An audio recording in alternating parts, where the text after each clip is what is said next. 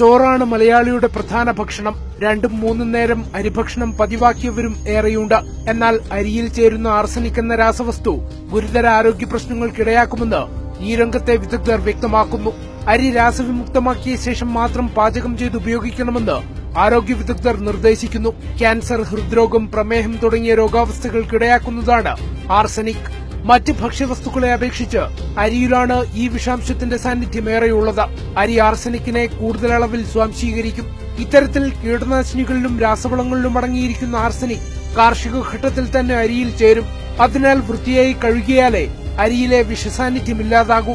രാത്രി മുഴുവൻ വെള്ളത്തിൽ കുതിർത്ത ശേഷം പിറ്റേന്നെടുത്ത് വീണ്ടും കഴുകി പാചകം ചെയ്യുന്നതാണ് ഉത്തമ രീതി. ഇതുമൂലം ആർസനിക്കിന്റെ അളവ് 80% കുറയ്ക്കാനാകുമെന്നാണ് ബെൽഫാസ്റ്റിലെ ക്വീൻ സർവകലാശാല പ്രൊഫസർ ആൻഡി മെഹ്റാഗിന്റെ കണ്ടെത്തൽ. ഇത്തരത്തിൽ അരി ഉപയോഗിച്ചാൽ മാരക രോഗങ്ങളിൽ നിന്നൊഴിഞ്ഞു നിൽക്കാം. ഡൗൺലോഡ് ചെയ്യാം news mobile app Google play, apple store വഴി.